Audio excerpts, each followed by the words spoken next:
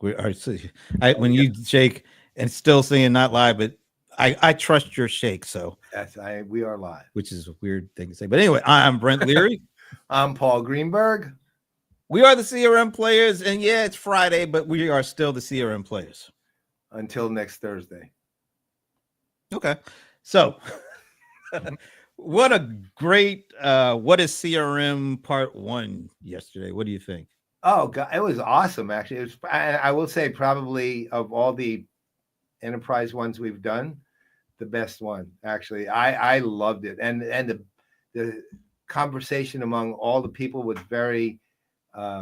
It's kind of there was a lot of depth to it, and it was very little like there was no competitive bashing or any of that kind of stuff. It was just everybody was very supportive of each other, but also were good at enhancing the ideas really well. And then we had that whole battle going on the comment section, which was nonstop. In fact, we're probably going to have a show with the people having that battle. Yeah, absolutely. But before we get to all that, yes, we are the CRM Players. And guess what? Yes, we've been bringing the as.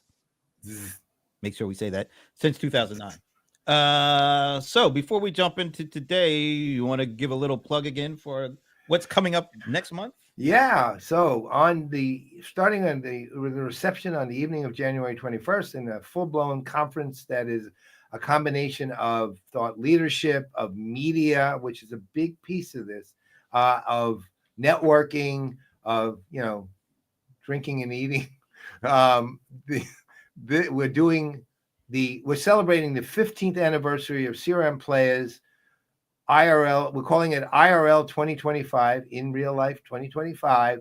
We're celebrating our 15th anniversary on the 16th anniversary, which is kind of how we ordinarily roll anyway, doing things a little bit that way. Yeah. And an invitation only for guests, but every single speech, every single broadcast of one of our shows, which will be going on simultaneously with some of the speeches on the main stage, will be live streamed.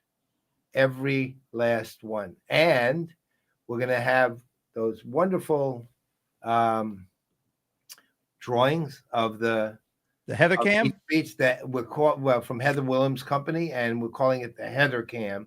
And we'll have a camera just watching the drawings and listening to the people who are making the noise that's bringing the drawing. Wow, making the noise that's bringing the drawing. Yeah, huh? All right, I like that. I've got completely inarticulate key moment, right? So anyway, it's going to be fun, and it's going to be, again, it's invitation only. If you are actually interested, we can put you on a waiting list in case we're capping it at 200 max. I don't even know if we're going to get 200. 200 max. Like Big Max? People name Max. Okay. Right? We can have other names, but not Max. By the way, folks, if you do come to the event, this is the kind of banner and witty stuff. Yeah, well, if it is, that's just please come anyway. Right. I'll just drive everyone away. So send me an email at paul-greenberg3@the56group.com, and we'll put you on the waiting list. And if you get an invite, it means that you're hopefully open to come, and then you'll see. You'll see it if you get it, but I can't guarantee it. By the way, thanks for coming back, Ben. And Ben was very active in the comments. Well, Ben's one of the people who we're going to have on the if they're willing. Of course, they haven't said yes yet, and they don't even know about this.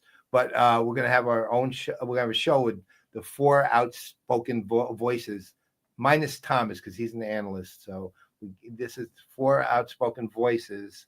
Sounds like a great title for a show. For CRM in 2025. We'll bring them all on and let them do it, have that conversation publicly. By the way, happy Friday to you, LinkedIn user. We just don't know who you are. Let us know who you are. Say who you are, LinkedIn user. Put your name. There will not be any. Well, I shouldn't say definitively. No, there will not be Pepsi. I don't know. It's kind of hard to get Pepsi. Isn't that City of Atlanta law? Well, certain chains, hotel chains, made these big deals with Pepsi. So, anyway. Yeah, 4 voices of reason. That's asking a lot there. The name of a harmony group like Pentatonics. I don't know. Hey, Ryan. Thanks for Ryan Zuck for helping us get one of our guests on. today. As usual, he's always good about doing that. Ryan's the best of the best. And Thomas is like, hey, let's make this a great show again. Well, you helped make it a great show yesterday, Thomas. So keep it up, man. How do you? Is there a MAGA acronym for "Make the Show Great Again"? Anyway, I just thought The answer is not in my. All right. So let's go through the lineup for today, because it's actually a two-parter. Like yesterday was kind of a two-parter. Let me bring up the screen here. So, carrying on from yesterday's great two conversations, actually. And if these faces look familiar, if you were around with us last year, 4 of the 5 are the exact same faces. Although I think Sugar Clint looks younger for some reason. I don't know how he does that all the time, but Jason Miller from Creatio, Clint Oram, although we really like to call him Sugar Clint Oram because that's his Twitter handle, from SugarCRM. Blue Sky handle. Tara DeZao, and I looked in the green room. Tara is here, so we're very happy that Tara is back with us. I'm going to skip to the last gentleman because he was one of the other 4 that was with us last year. Vijay Sundaram from Zoho. And the guy right between Tara and Vijay is David Singer, who is a go-to-market strategy VP for Verint. But if you've seen us either on A Few Good Minutes or on CRM Playaz, you know that he's mild-mannered David Singer during the corporate hours. But really, he's Captain America. That's probably the best picture that I've ever had to work with to do like a promo for the show. I got to think that's got to be the best. What do you think? Are you kidding? It's not. Nobody's even close. And that's not AI, folks. That is real. That is human, and he's got the shield to prove it. So David is a welcome addition to the panel. So before we get deep into that, we have a second panel, which is comprised of executives at companies that aren't directly CRM or CX platforms, but tangentially they play a role in. And they're moving into it in at least more and more. Yeah. One or two. One case for certain. I think 2 more. Yeah, but 2 more. Now this particular picture shows John Bruno from Pros, who's the VP of strategy over there, and Johan Reed, who is the new CMO of user testing. And like we said yesterday, you will not find 2 finer sets of beards in the whole industry than John and Johan. And think about it, folks. That's coming from a guy who has a beard. My beard does not. It just pales in comparison to theirs. Well, and my Clint beard just Clint just got got rid of his beard altogether. I don't know what's going on. Well, you know what? There's a good. If you're moving into a cold climate, it's a good reason to not have a beard. That's all in the winter. That's all I'll say. Now, after I put this promo together, we got great news. So, in addition to John Bruno and Johan Reed, Michelle Couture from Zoom, Global Product Marketing Lead for CX for Zoom, is also joining us. So once we get through this first panel, don't go away. Stay put because we have the final panel, which I think is really cool. I think both are cool. I think they're all cool. Just to be clear, guys, both are cool. Everybody's cool. All right. Now, no, there's no point in doing an intro. You just did it. No, but I this is not an intro. This is more of a setup because one of our panelists for today actually tweeted or not tweeted. You just post on LinkedIn, I guess. There's no you LI'd it or anything. You just post stuff on LinkedIn. Right. But one of the panelists posted something that he's got to make sure this happens. He's got to live up to this because his name might be Sugar Clint, but he was talking a little smack here. Wow. Now this is in reaction to a post I put. So he said, "Join me in a great lineup of CRMers." I like that, CRMers. On Friday, we may be panel number 2, but we will be way more capitals. You got to put the cap way more entertaining than those other panels. Oh, by the way, I'll leave since I'm not included there. So that gives me some time to go do some other things. I think he was just gotta go because do. I posted it. I think No, that's it. I got it. Don't worry. And you are also the CRMer of CRMers, though, when you think about it. Whatever that All is. right, yeah, we got to bring these guys out. So as we did yesterday, we're going to bring them out, and I guess we're going to do them individually. No, we're going to play the video. Yeah. Play the video first, Okay. and then we bring them out. All right. So, like we did yesterday, we started yesterday's conversation with a clip from last year's, and it was actually this particular panel. So, 4 out of the 5 folks were there for this. So, we're going to play this clip, and then we're going to bring them on individually because they got to answer to this clip. So, here is the clip. Actually have a final question, but there's no time to answer it. And this is the most basic of basic questions. What's the meaning of life? No, but it's pretty close to that. Oh, What is your definition of CRM? Period. I have heard about 700 definitions already, and that's among the 6 of you. And then I've heard about another 700 yesterday. Historically, we know that SFA is what people think CRM is, and it's not. What is your definition of CRM? Not your formal definition of CRM. And I'm going to follow up with each of you, and then we're going to play them. So it took a year to follow up with him, but That's what follow up. This is the official follow up. That's what we're gonna do. All right. So, do you want to pick on one, or do you just want to go alphabetical order? Like we did yesterday. Just go alphabetical. See, that makes me have to think. Where does V come first? I'm sorry. Right, I'm so sorry. So you know who that means because we're doing first name alphabetical. You know who's first up then? The guy who was talking all the smack. Sugar Clint. But no, that's S. No, he's first name. All right. Oh, that's so. Okay. Now you get it? I get it. Okay. It is very hard to think. I know that. First of all, Clint, thank you for coming back. You know, along with Clint, John Tashik are the two that have been on all 3 of our What is CRM events. Yes. There you go. Right on. I don't know if that gets you anything. I'm trying to remember what I said in the past to see if I'm going to be consistent today. We have a record of it, so if we can embarrass you, we will. Okay, I promise. So, what is your definition of CRM heading into 2025? Well, for me, it's the same that it's always been. As I'm looking for a personal assistant. I want to see a personal assistant for my customers, a personal assistant for my employees. I'm looking for CRM to tell me what I don't already know, tell me what to do next, and then go do the easy things for me. That's always been my definition of CRM. Nice. Okay. Coming up.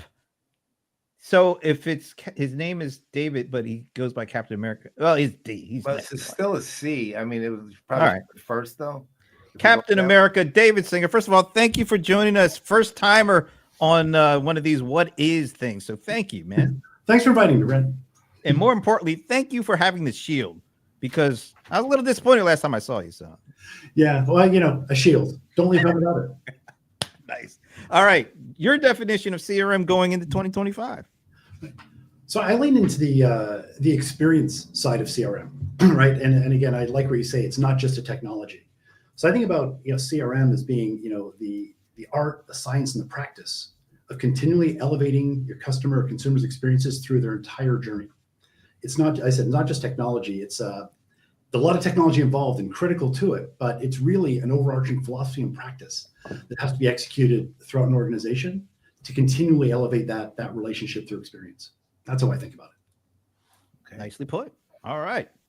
Moving on to our next guest. That would be Jason with a J. Jason Miller from Creatio. Thanks for coming back to us, man. It's been great to have you here. Pleasure to be here. Plus that nice little background. I have to admit that I like that. Yeah, really nice. Hope nobody has a flash warning here. Oh my God. Yeah. Oh my God.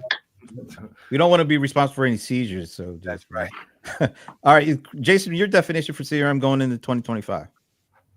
So I think it continues to expand on where it started in the past, but holistically, I think it is an approach that is both systemic and brings the emotional human intervention side to how we deal with our customers, whether that is through acquisition, transition, or ongoing support. And this is done in a variety of ways, but it's ultimately up to us to enable our employees to be able to better engage with those customers. We'll talk about those channels here in a little bit. Nice. By the way, I seldom get a chance to put a comment out from the crowd while the guy is actually on screen talking. So I just figured I'd do that. All right. Next up, let's see. We are Tara. Okay. I had to make sure Tara comes before. All right. Tara DeZao, first of all, thank you for joining us 2 years in a row. Woo woo! Happy to be here. We like the woo woo too. It's Woo-woo. nice touch. So, what is your definition of CRM going into 2025? Ooh, mine's really, really simple. It's basically adding value to the life of your prospects and customers throughout their entire life cycle with you, every day across all channels. Every day, all day. Every day, all day, adding value. All right. Very cool. All right. Last and certainly not least, once again, the man that I've never seen without a smile, even when we were forced. Remember when Sandy Lowe forced us to wear those ridiculous cowboy hats and Vijay was there, and we had to interview Vijay wearing these cowboy hats. Yeah. You and I were not smiling, but Vijay was. Hey, Vijay, thank you again for joining us. Well, he looked good in the cowboy hat. Yeah, we look We ridiculous. look like idiots. My Right. hat was way too big and yours was way too small. Right. Yeah. Hmm. Thank Vijay, you. thanks for doing this, man. I'll take all the compliments I get. This is the only place I get them. So thank you. Vijay, what is your definition of CRM heading into 2025? You know, when I think of it, I think of a simple statement that, Peter Drucker made, multiple decades ago, right? He said the goal of a business is to create and keep a customer. That's a fundamental goal of a business. So I think of CRM as essentially that. It is the enabler of a primary goal of a business. Everything else revolves around it. So I don't think that has changed. It's evolved in the way it's done that, but that's its primary goal. Okay. That's a good start. All right. So let's take it a little further then. Everybody's got, interesting enough, very complementary but distinctly different definitions. So look, I mean, we've looked at the history of CRM since what? Technically, I guess the 90s.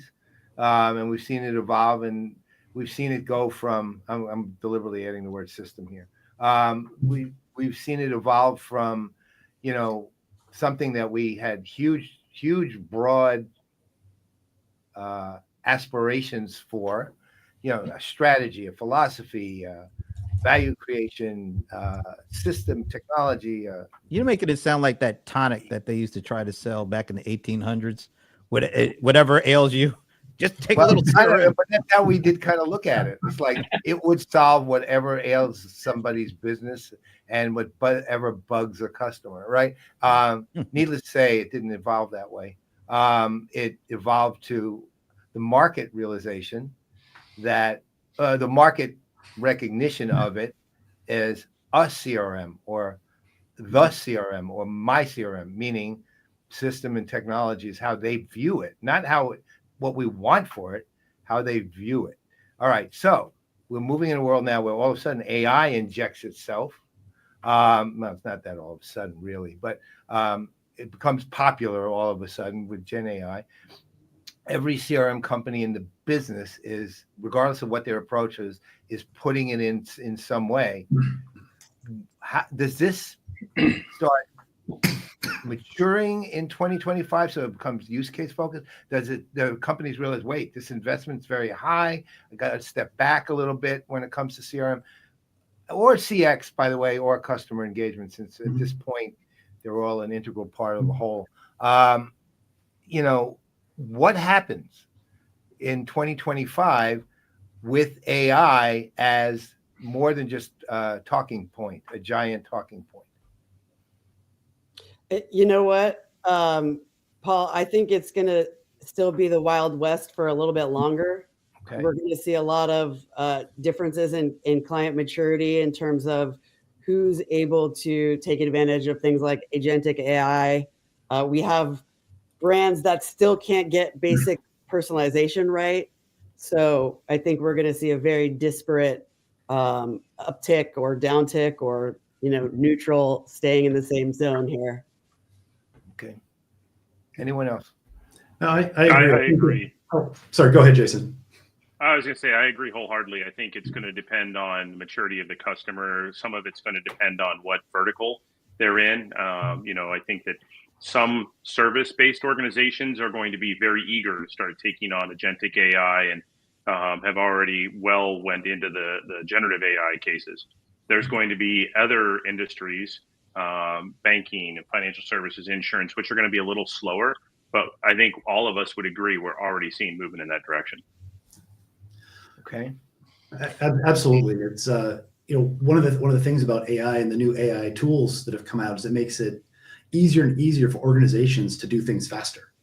But that's got and the guardrails have to keep up with the speed, right? Because what we see is a lot of experiments that work a little bit then don't scale or go in weird directions. So I think there's going to be a really very fast pendulum swing for more AI, get some control, do it a bit better, a little more control, and it's going to iterate towards a steady state forward. But I think we're going to see a lot of change and a lot of back and forth with how people use AI over the next 6, 12, 18 months.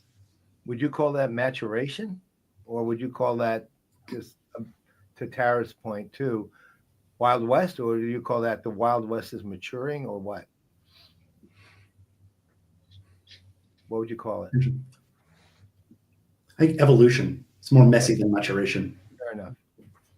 Yesterday when we were with part 1 of the show, and even with the post game show, it was brought up that while everybody's focus is, this is just a general statement, everybody's focus is on AI and trying to figure it out and seeing if it's going to live up to the hype, which I quite honestly think, I don't know if it can live up to this hype. The hype has gotten so out of whack.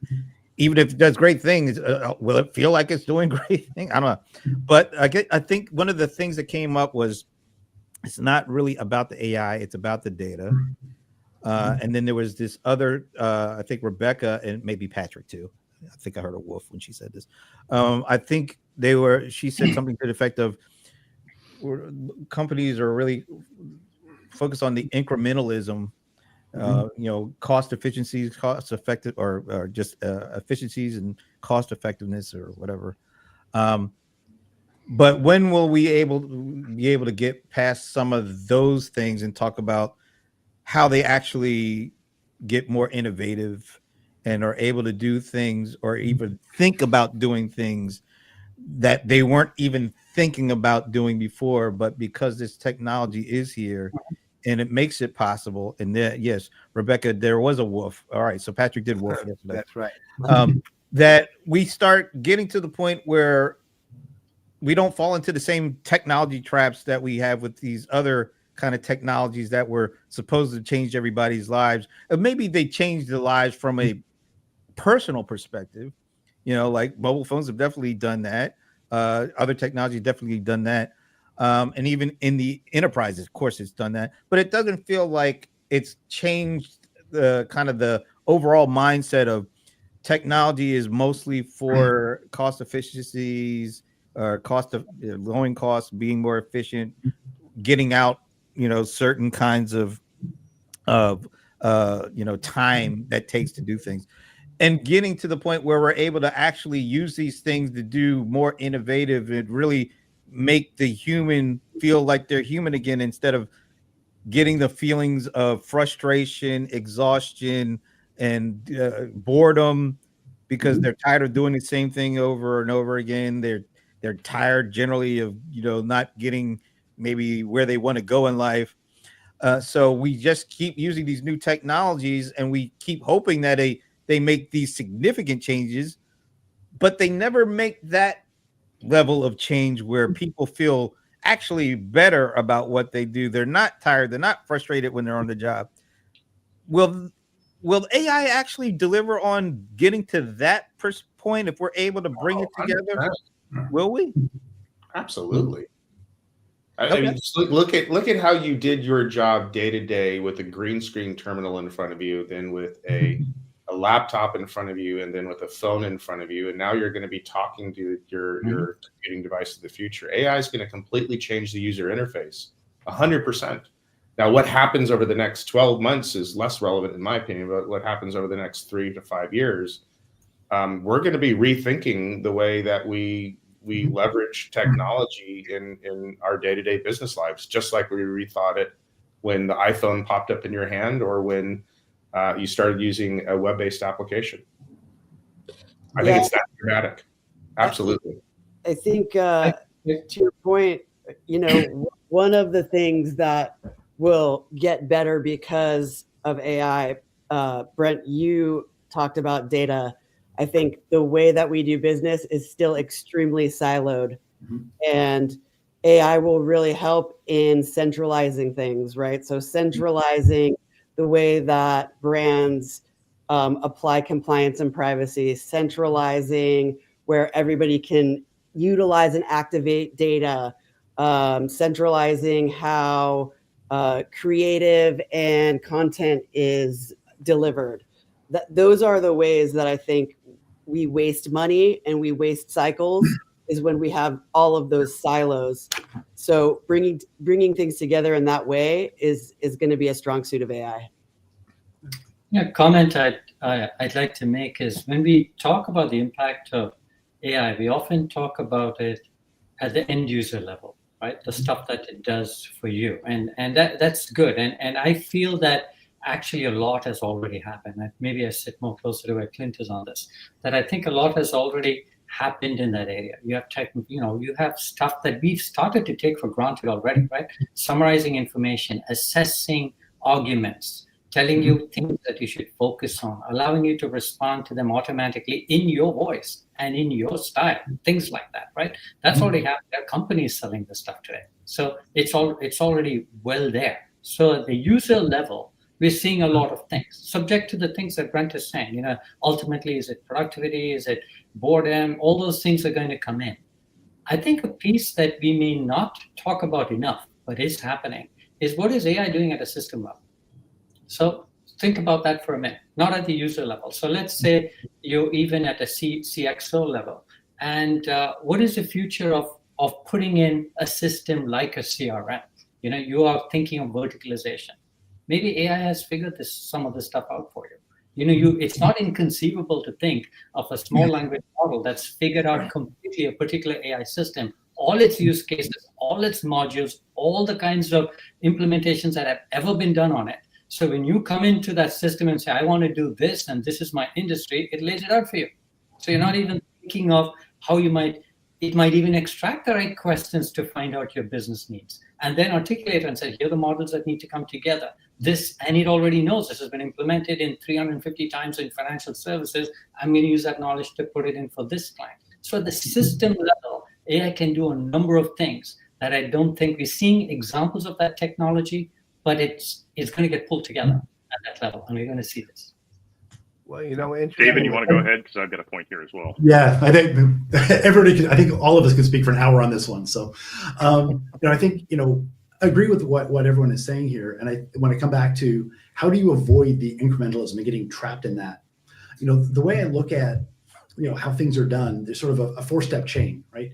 Data powers tools, tools enable tasks, tasks deliver outcomes. And a lot of times people focus on the tool and improving the task and forget about the data and the outcome the other side, right? I think I said yesterday, all the models in the world are great, but if they don't train on the right data, they give you garbage, right? So there's got to be this centralization and curation of the right data to make the model work. But the most important part in my mind is focusing on the outcome first, right? It's not how do you make the process of a human adjudicating a claim better? Well, the outcome is the fastest resolution of a claim for the customer. Maybe you don't need a human in that loop at all. So if your outcome is that, forget the tools and tasks you're doing today. You can apply a different model based on different data to do that automatically 80% of the time. So I think when people start thinking about the outcome first, think about the data you need, and then the tools and tasks fill in naturally. But if you focus on the tool and the task first, all you get are incremental benefits. Yeah, you nailed that, David. Nobody wants to buy software just to buy software. They want to buy outcomes, and software just happens to be the path. right? You know, one very important point that I think that we've talked around, and they started to hit on it yesterday, was around data. I think we've watched technology grow into all these different disparate systems, right? You've got a CX platform, a CRM platform, an ERP platform, right? Big data became so big because everybody was trying to pull all this data back into a unified place where they could actually see what the heck was going on with their business. Mm-hmm. I'm afraid many organizations are starting to make the same mistake with AI. Not to pick on particular people, but if you think about it, the three major patterns of AI that are becoming prevalent in business today: predictive, generative, and agentic. If you cannot put these working together, moving seamlessly back and forth between predictive, generative, and agentic patterns, you are missing out, because you're going to be able to do things like taking outcomes from a predictive AI pattern and use that as an input for a generative or for an agentic pattern, or vice versa. You're going to be using agentic and generative hand in hand to solve problems. These things are all in one place looking at the same data set. It's going to fail. It just is, because no way can it have good, meaningful conversations and drive meaningful outcomes. Yeah.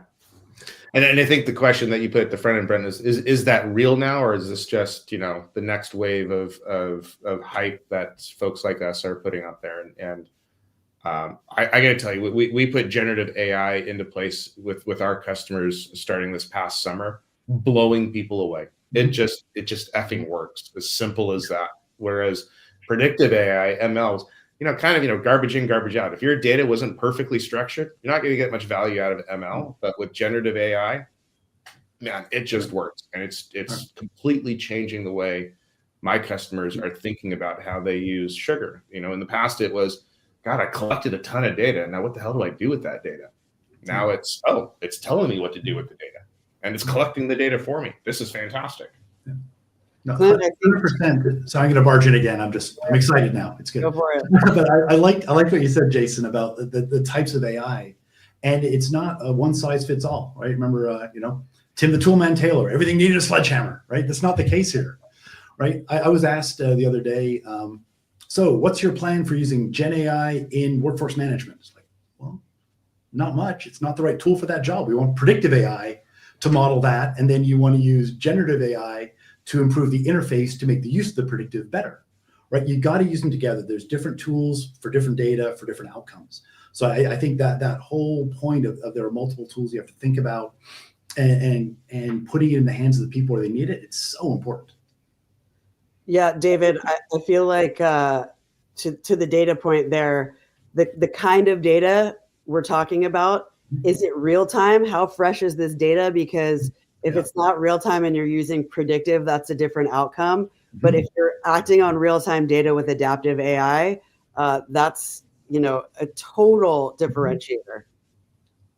See, if you've got the right, this is my opinion, if you've got the right tool set, though, you have the ability to use both, and you can weight them differently through your different prompts and your actions, right? So if you're thinking about how you're designing, whether it's a generative or an agentic pattern, as you're using those, you can use those different pieces of data set. I love using predictive outcomes, if the model's trained right, to be able to feed generative scenarios, because you're going to be able to use both real-time insights as well as long-standing historical track records, say customer buying patterns, right? Those are really good ways to drive better outcomes from these large language models. I mean, one of the things that people talk about all these times with these large language models is hallucination. Well, you get hallucinations because you put bad data into these things. The more you can smooth that, the more you can use relevant information as part of this engineering of around your prompts and your actions. This is what truly will drive good outcomes from these AI things. And I think most of us are already seeing that are using that kind of general approach. So let me ask you guys this, though. So everyone's been talking to one level or another about the outcomes necessary and starting from outcomes. We also know that it's outcomes both customers want and that businesses would like on both ends. But it also involves, you know, it's Thomas actually made the point yesterday, why a customer comes to you in the first place, which is you're a business that has something that they need in order to do, and they've chosen you as the company they need in order to get something done that they need to get done. They don't love you. They don't. ultimately in the beginning, they don't even care about you except to the extent that you can help them get it done. And that's ultimately the way we all approach and the issues of, because I want to keep it sort of around the customer facing here. So the issues that they're constantly we've seen the hype on a totally different level throughout the world of CRM forever about you must delight the customer and all this and all that. AI will never, AI other than as, oh, AI is cool, will never delight a customer one way or the other. Human beings won't delight a customer one way or the other. And I'll keep positing or keep saying that the customers don't really care about being delighted all the time either. They care about getting something done, and on occasion you do something nice for them. Now we're now seeing so outcomes. You can assign outcomes, meaning you can look at them, you can define them, rather not assign them. You can define outcomes.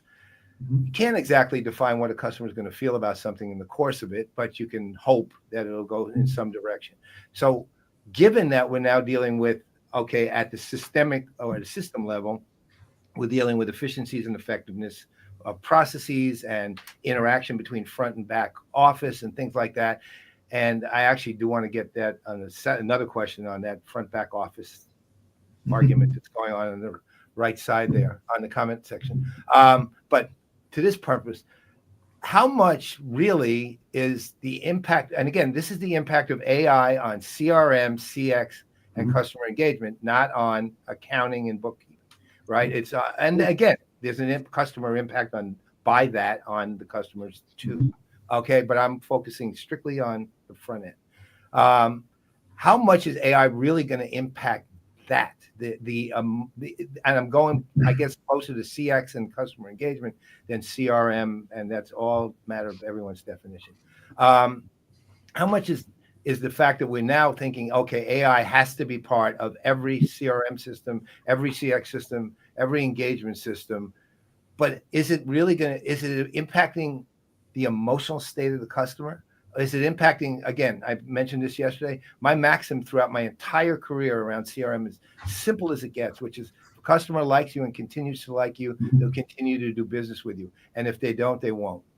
And how does that impact the behavior and the emotional state? Does it, or does it do things that do it indirect? How does that work? Or how is it going to work is more like it. Well, I think that you just hit the nail on the head bringing up client facing, because we have Thomas here in the chat saying not all use cases need real-time data. But when you think about client facing interactions, you're right. They don't need to be delighted all the time, but they need to not be frustrated. They need to be able to complete the task they're trying to complete. Right. And, if your data is from yesterday on the interaction with the customer, that's not going to be good for the interaction that you're in right now. I agree that there are definitely use cases where you don't need real-time data, but when it's facing the client, you absolutely need real-time data in the mix in order to make that impression. Yeah, I'll take a swag at that one. The thing that AI is delivering this year in 2025 ahead of us, we go fiscal years in my company, and next year is FY26, and I keep trying to say no, it's 2025. That's what next year is. In 2025, AI is absolutely bringing consistency and predictability to every interaction with the customer. What it absolutely is doing, it's bringing consistency and predictability to every interaction. I think we envision more for the future, especially when we talk about agentic AI and all of the capabilities that it'll bring to the table. But next year, it's 100% around consistency and predictability. And I think what comes next after that is where we get really excited. Yeah, I like that.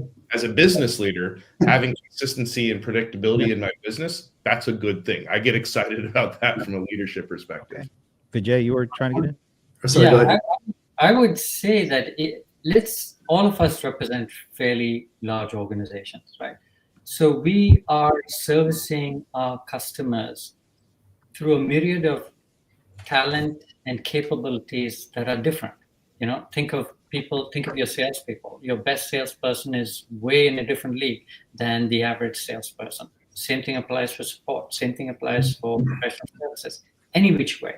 So I think one of the aspects that AI will have an impact on is it's going to raise that average. You're going to be able to bring in people into your system who are not necessarily in that sense so professional, and be able, you've seen that in programming, right? You've seen that in tools and programming. So you're going to be able to bring in people and raise the average. So your question here was actually about, how does the customer reaction change? Do they care? Does their sentiment change? It will, if they find that the quality of the engagement that they get from a vendor is higher, because these tools have enabled them to do that. These tools have done some of the work, triangulated the spots they should focus on, and prompted them to how to engage and given them better responses. We deal with this all the time. Customers come in and say, we talk to your customer support guy, we have to repeat it 3 times. It's going to happen. Every company sees it. Now we're going to take out all of that, because it seems like it's not transformational, but it changes the average. And when it changes the average and it allows people to basically come into the system that didn't have a place at the table, that's a big change in society and in business. All right. This is great. First of all, I don't think we've ever had a panel that was talking and commenting in the conversation quite as much as you guys have. Which is great. Thomas. He always says things that annoy the hell out of me. And I can't Same. Oh, that's our Thomas. We love him so. All right. So first of all, let me shout out Alan Berkson for giving me the marker, the minute marker for one of my clips. He's like that 32-minute mark. Alan. It was Alan. Yeah, that's right. So, but Alan also has an interesting question. Let me bring that up. Once upon a time, CRM Revolution, yeah, that guy said it's all about voice. Will voice be the mode that dominates AI? I've been asking that for a while. And I remember even Paul got me started on a ZDNet column all around voice. Yeah.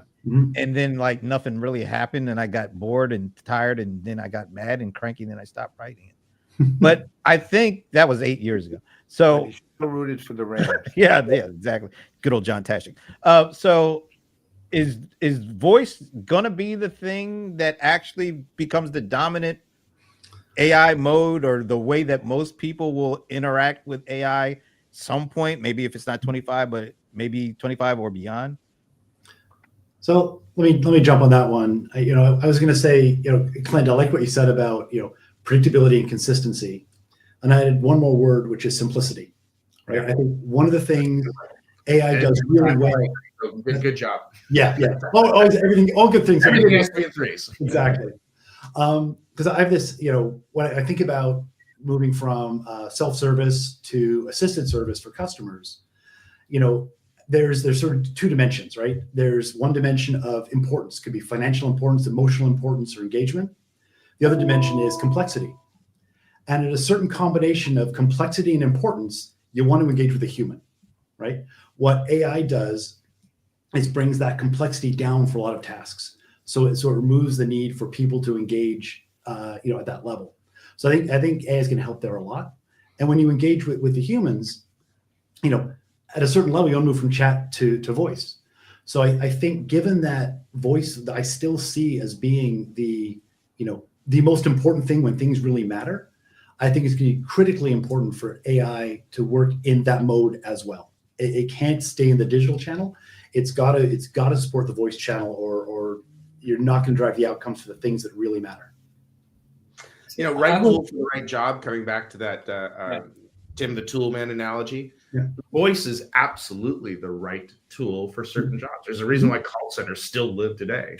Yeah. But there's other tools there's other types of jobs that require other tools. But I think what AI is going to do is bring voice into the world of automation in a way that we've always wanted it to. And the last 20, 30 years, it just kind of sucked.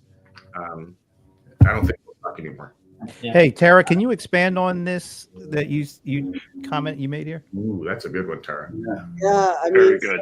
So voice now is being turned into data for predictive analytics. Yeah.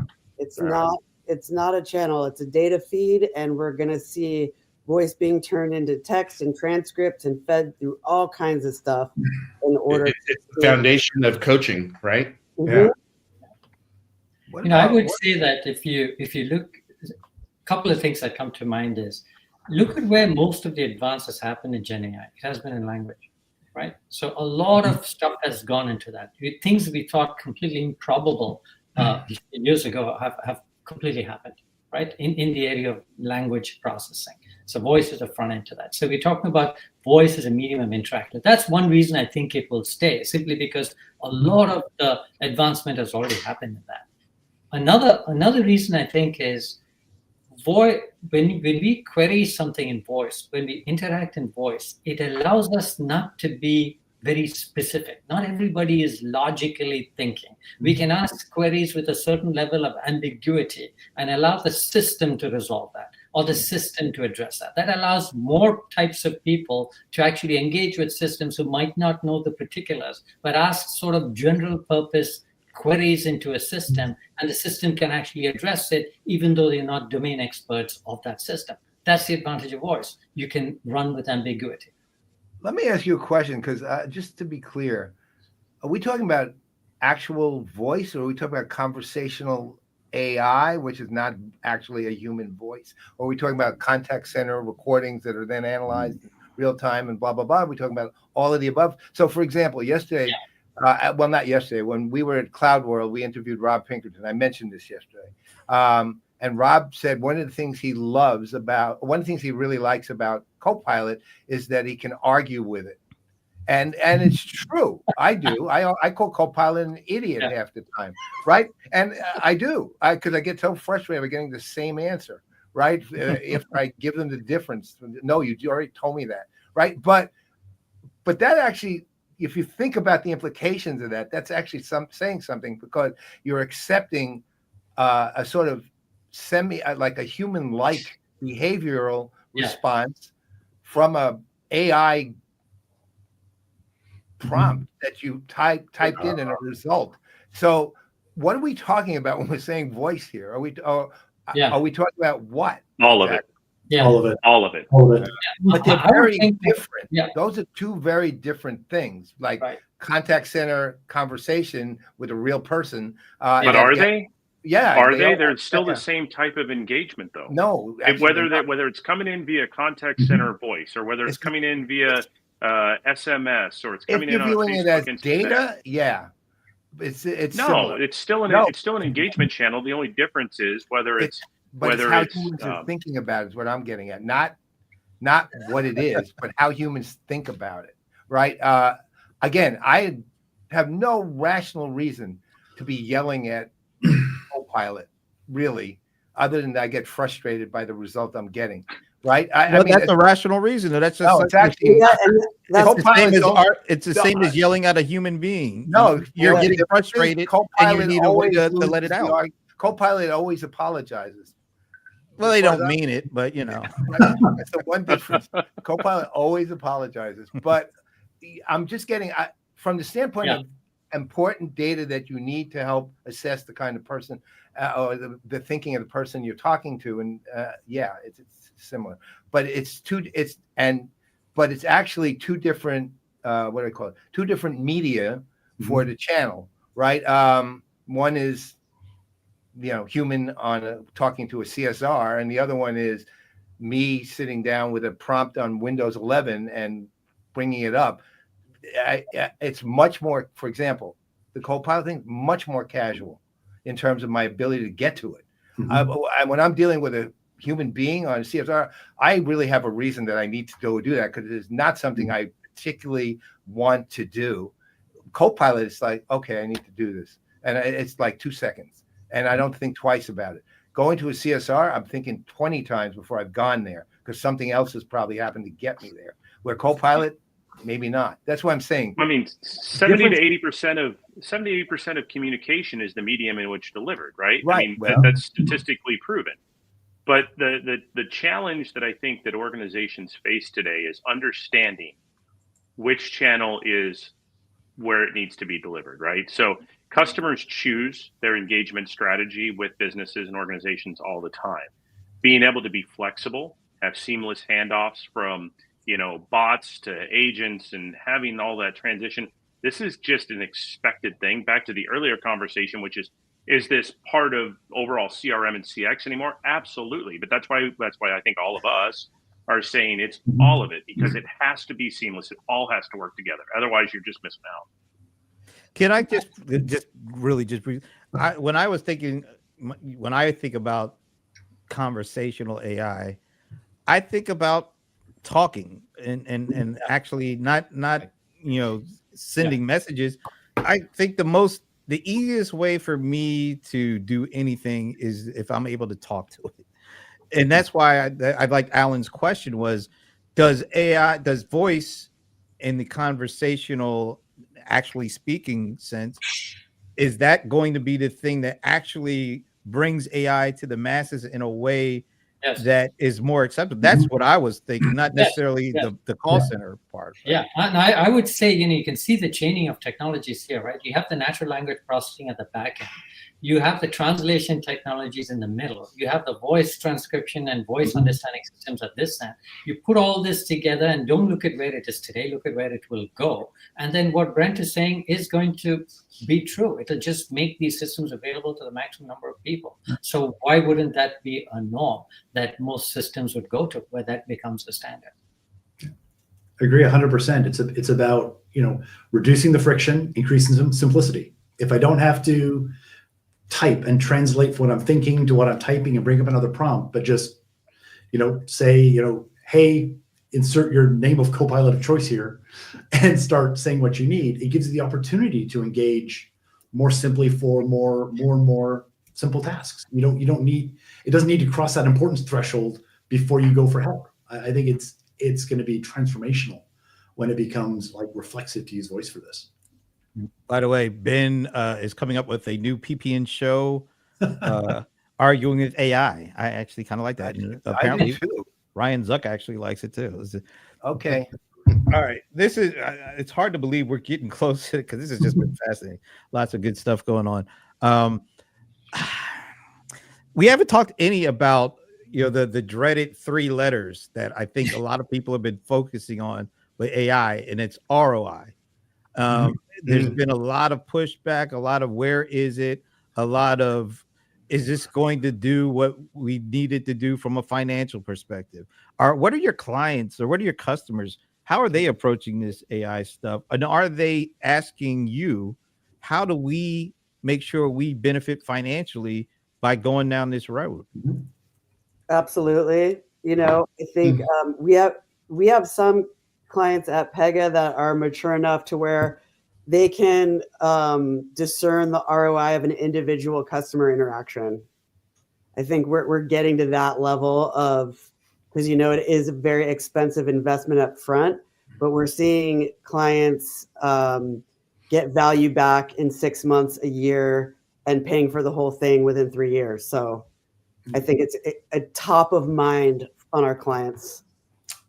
I would say, Brent, that the discussion of ROI on AI is a blip in time. It only matters now because AI is a premium feature, and in 2, 3, 4 years, it'll be commodity. It'll just be built into everything. No one will be thinking about it. We're charging extra for it right now because OpenAI is charging all of us ridiculously high costs that we have to pass on to our customers, which just sucks. I don't like doing that. Have to.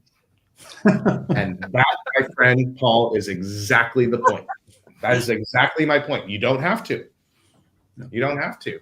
Vijay's not passing those costs on because he's not going to OpenAI. He's got it all built into his stack, right? I don't have the generative AI components built into my stack. I got to go to OpenAI. I got to figure out the cost models. We're having nice, fun discussions with the CFO around incremental cost return and all that kind of stuff, and having to pass it on to the customer, so they have to think about the ROI. A few years from now, it'll be like those are the discussions that we had at the front end of SaaS when we were talking about the cost of moving from on-premise to cloud, and I had to absorb all these costs around running software for my customers. And do I charge them more for SaaS?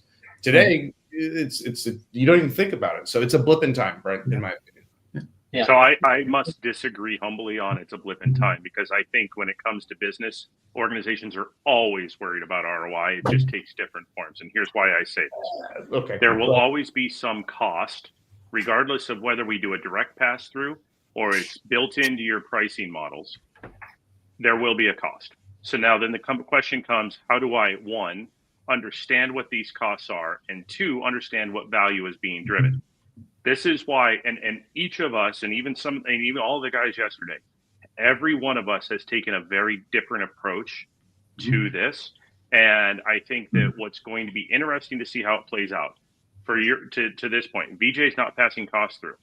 We do not have any cost for building and managing AI skills. More like Clint, the only cost is the token consumption. But even compare that to some of the other guys that were on yesterday. I mean, the average agent interaction with us is like 15 cents per interaction. Compare that with some of the guys yesterday, $2, $3. Never mind the fact that's just one product. You got to buy 2 or 3 other products to really make all of the predictive, agentive, and generative work together. So I don't think it's a blip in time, Clint. I think this is going to be an ongoing discussion for some time. So the question was ROI on AI. Go ahead, Vijay. Sorry. That's all right. Another way of look at the way I would look at this, I've been asked something similar before, is to look at the sort of industry stack for AI. Right? You've got the chip developers right at the bottom. You've got the infrastructure people on top of that. You've got the people like the OpenAI who are the model guys on top of that. You've got people like that like us who use these models on top of that, and then you have the customer. So whose ROI are you talking about? And whose cost effectiveness are you talking about? So if you look at the stack now, the guy at the bottom is doing great. They've got enough ROI coming out of the business for now. If you look at the next layer up, OpenAI is buying chips, Microsoft buying chips. Do they have, not Microsoft, OpenAI and the model guys are building these models. They're making huge investments. They're also making a lot of money selling these models, as Clint just said, right? They make a lot of money. So is there an ROI for them? Probably there is. When you go further up on the stack, it becomes really hazy. Because people, where we sit in the stack, we are paying for all of these services. That is an accumulation of costs all the way down. And we are trying to sell it to somebody above us who needs to be willing to pay for it. That hasn't happened yet, right? So in a sense, if you look at the entire stack, there is no ROI. But there's ROI for several players at different layers in the stack today. I think the real question is, value has to get pulled from the top. Someone has to be able to pay for this whole thing that sustains the entire stack. And given the size and cost of that stack today, that's what makes it hard to see how that will happen. All right, guys, we're going to have to leave it there. It's hard to believe we're at the top. Can we keep it going in the chat for a little while? Because I've got some points to make. Oh, absolutely. Yeah, please. Feel free. The chat keep it going crazy, actually. Yeah, it's going today. Yeah, you guys, no, this is serious. I've never we've done a lot of these things. We've never done this where the folks on the panel were commenting just as much in the comments section as anybody else. That's like a tribute to you guys, because I can't even try to. Tara and I took on the challenge of doubling the 231 comments. Well, guess what? Because there is another mini panel coming up after this. This actually goes towards the total for the day. Plus, you're getting YouTube time. I'm getting the YouTube. Yeah, you're getting YouTube. Right. Yeah, and double. All you have to put in is 100. You get 100 out of me no matter what. Tara's going to be right there with me. Right. All right, so we got to ask you guys, because we asked the folks yesterday. This has been great. Do you commit to being with us next year to do this once again? Absolutely. Okay. Yep. So you're the team next year. So you're going to give me. And of course, Clint will come back looking like a kid or something, because every year he's Benjamin Buttoning. Button Clint, not Sugar Clint anymore. It's going to be Button Clint. All seriousness, thanks. This has been great. Once again, all the comments from the folks commenting, from you guys on the panel, from you guys on the panel commenting, it's been awesome. Thanks again. Have a great weekend, holiday season. Maybe we'll see you guys in Atlanta. I don't know if anybody. Hopefully. So we'll talk about that another time. We'll talk about it another time. Okay. Yeah. Thanks all, and we're gonna let you guys go and bring in the next group. So thanks, Clint. Enjoy yourselves. Thanks, everyone. Thanks, Dave. Bye, guys. Thanks, Vijay. Bye, guys. Thanks, Tara. Bye, Jason. Anybody? Oh, Jason. How do I miss Jason with that nice background? For some reason, I can't see him. There he is. All right. Okay. Before we bring on the next group. That was something. That was fun, wasn't it? Oh my God. It was, and to your point, it was really different than any other one we've ever had, with all the commentary from the team. Dude, that's why my screen kept for whatever reason, it kept, I have two machines doing this, and I was so busy on one that I forgot to go to the other, and it would just, go to sleep. So now I know better. Yeah, that's right. Nice plug, Sarita. Yes. Thank you, Sarita. You'll get more of that kind of content at IRL 2025 in Atlanta. All right, there you go. All right, so before we bring on the next guest, do you have anything we need to do before we do that? I know we've got two of them in the room. Well, let's see. What do I have to? No, not really. I mean, look, I will say this. I'm down to only 3 of my judges panel for the GFAs waiting for their submissions. Watch a little later today. You'll see the 3rd of 21 categories with the top 3 finalists will be announced on LinkedIn.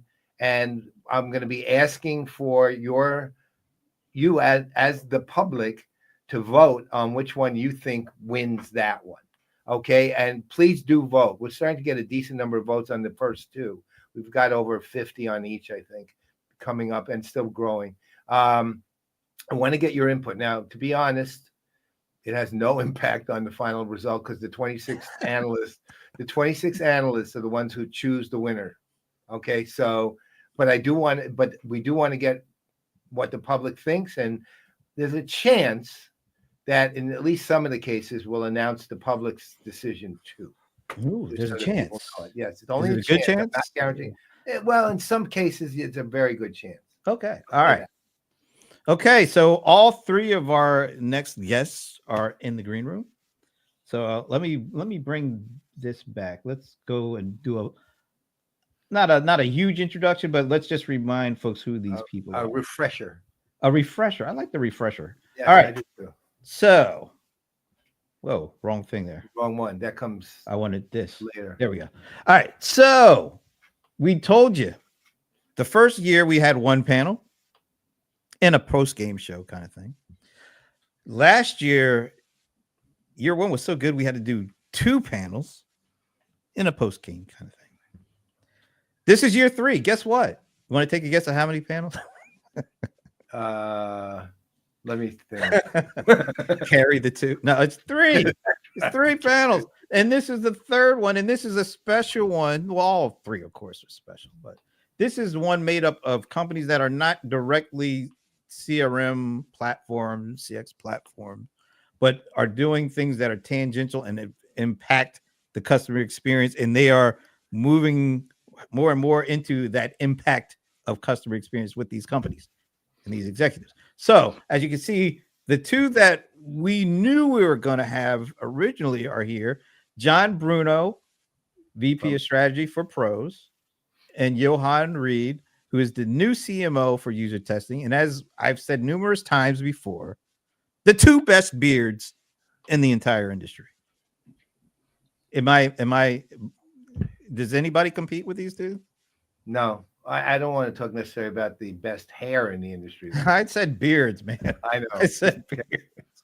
Anyway, so we knew they were coming, but guess what? We got this special guest that we just found out about yesterday, who and like in particular because where she's from, right? Well, I really like her because she is just this really, really, not only does she know her stuff, I mean, really know it. And she knows the CX side exceptionally well, especially she's working at a company that is not known for being CX. As you can see, it's Michelle Couture of Zoom, but she's a wonderfully lovely person. And even though she lives on the West Coast, she was born and raised in Newfoundland. And to me, that is literally the combination that leads to perfection. And I happen to be married to one of those, right? Which is not her, but my wife, Yvonne, who I've been married to for 43 years, who is a Newfoundlander. You know what? Between her, Michelle being from Newfoundland, and John Tashik saying, CX begins with the Rams, we've done a really good job of bringing the right kind of folks on. Yes, we are. All right. Newfoundland is the epitome of customer experience, and there's a Broadway musical to prove it called Come From Away. All right. So go see that if you care. But in the meantime, so we're gonna do what we did with the previous two panels. We're gonna play you from last year, asking them the first question. I'm getting a little tired of me though. I don't know what you're talking about. But anyway, here is the venerable Paul Greenberg from last year. Actually have a final question, but there's no time to answer it. And this is the most basic of basic questions. What's the meaning of life? No, but it's pretty close to that. Oh, What is your definition of CRM? Period. I have heard about 700 definitions already, and that's among the 6 of you. And then I've heard about another 700 yesterday. Historically, we know that SFA is what people think CRM is, and it's not. What is your definition of CRM? Not your formal definition of CRM. And I'm going to follow up with each of you, and then we're going to play them. so now we're going to follow up with each of them, right?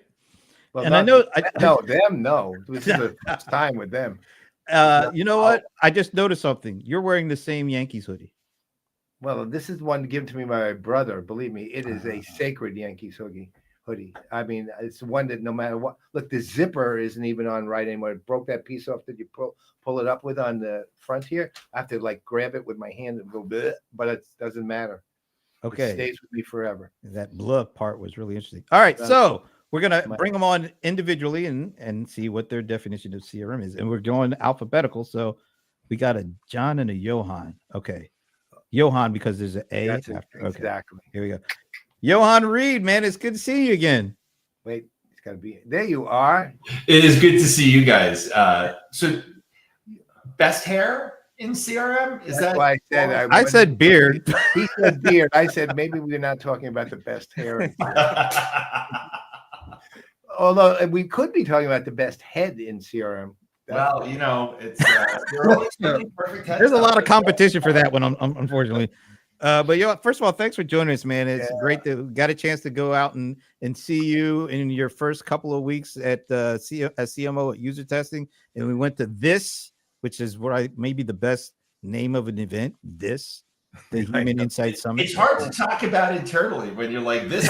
Well, it's like Abbott and Costello, who's on first, man. I mean, it's like, yeah, I'm at this. Okay. I mean, okay. Where is this? This Where is is London. this? This is in London. We Yeah. can keep extending this, but we better get your definition of CRM. Extending this. Does that mean it's like an extra day now? Oh, there it is. All right, here we go. Yeah, my definition of CRM, it's the system of record for every interaction with the customer that we use to then create the next interaction with the customer.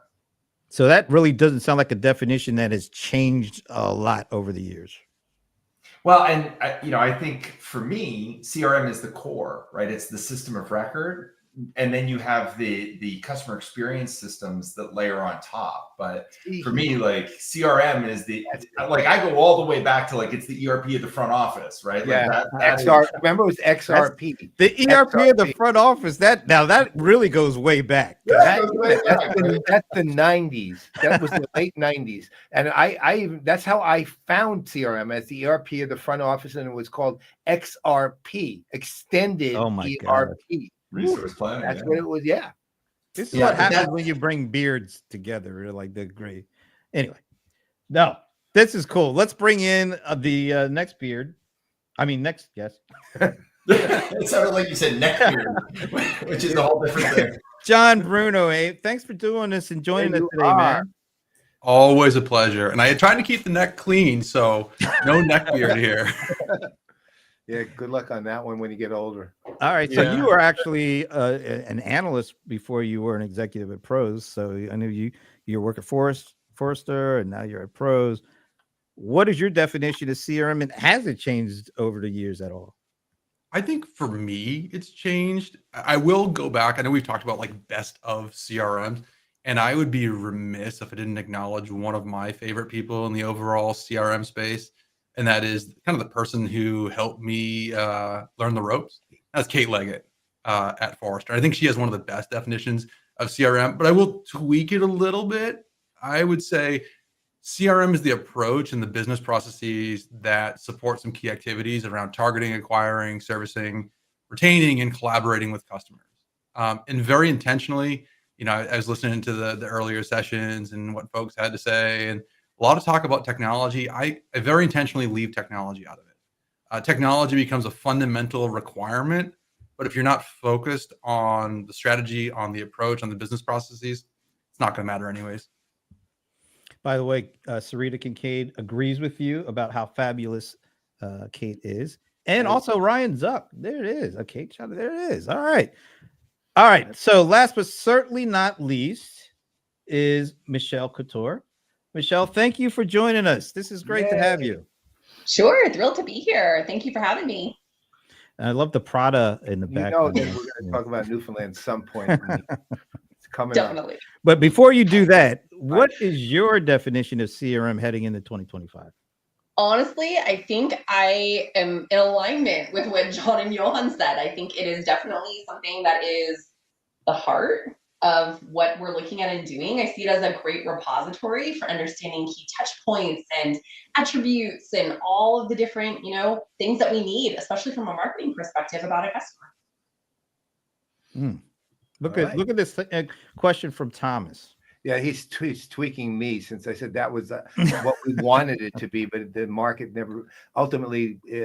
That's why we always hear about a CRM or the CRM or my CRM, because while we wanted to be exactly that, it took the addition of CX and engagement to kind of keep that there, because CRM just became a system. It is in the eyes of the people who aren't us.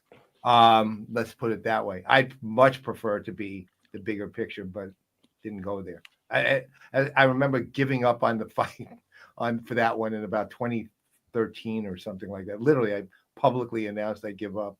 I will call it something else. And one thing, add to this, I actually think that when we defined back in, 2008, social CRM, that was the transition point to where CX became CX, right there. That was the point where we didn't know that then. We just thought, okay, integration social, but then, the systems began to just kind of integrate the capabilities into what they did. But it actually was a transformation point for an independent-ish, not really independent, but theoretically independent, CX was right there. I just wanted to make that point because I've been itching to make it the last 2 days. Yeah, just go ahead and scratch. Man. So anyway, it's getting late.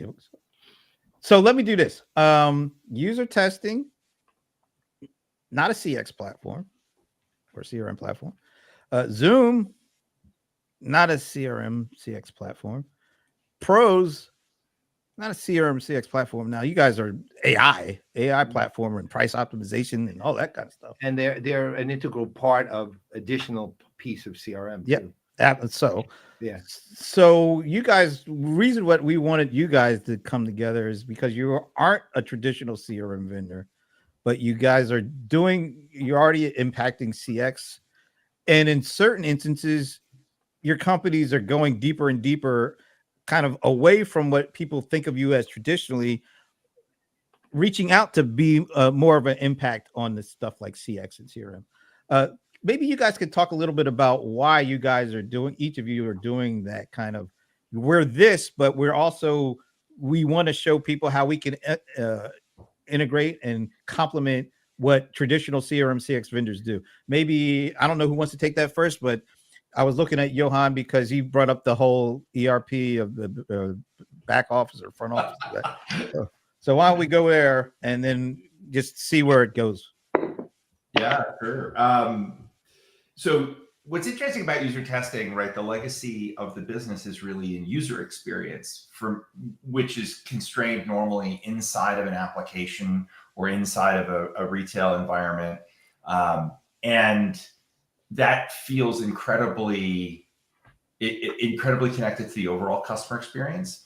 And so as a business, we're thinking about the real impact that we have and the fact that whether it's before the login or after the login, whether you're shopping for something or whether you own it, right? The experiences that you have along the whole journey need to be tested and they need to be validated before you roll them out. Like I, for one, am really sick as a customer of being the guinea pig. Like I really don't like it when people try new stuff on me and then ask me for feedback. Like, you should have like think it through. I'm not your guinea pig. I'm your customer, and I don't want to pay for an experiment to happen. I want to get the benefit of the experiment. And so that's where, when we look at the market opportunity for our business and for the impact that we can have, we see looking at the whole customer journey as important. And our customers are already taking our platform and they're testing all these touch points beyond just the product touch point. And so that's part of why we're really excited about looking at the whole customer experience, not just the in-product experience, which is where we've typically been applied. Either one? Yeah, happy to jump in. So at Pros, we're kind of one of those companies that we touch a lot of people, but not everyone knows who we are. So Pros has actually been around since the 80s, and where I think we've probably touched most people out there in the world is in the airline vertical. So we kind of pioneered the space of dynamic pricing for passenger airfare. And in today's world, we're pricing more than half of the world's global airfare dynamically with our AI. So we've kind of become known as this AI pricing company. And that's really just the tip of the iceberg for us. So, I think it was one of the earlier guests who talked about, what's the role of CRM and CX. And at the end of the day, you kind of ask yourself the 5 whys, you eventually get to, well, I'm trying to grow my business, right? You grow your business through happier customers, customer loyalty, all those things. And so what we've done is we've taken that kind of power and pedigree of AI for pricing and have extended it to other parts of that overall buyer journey, right? So we use AI in our functional applications to help organizations sell.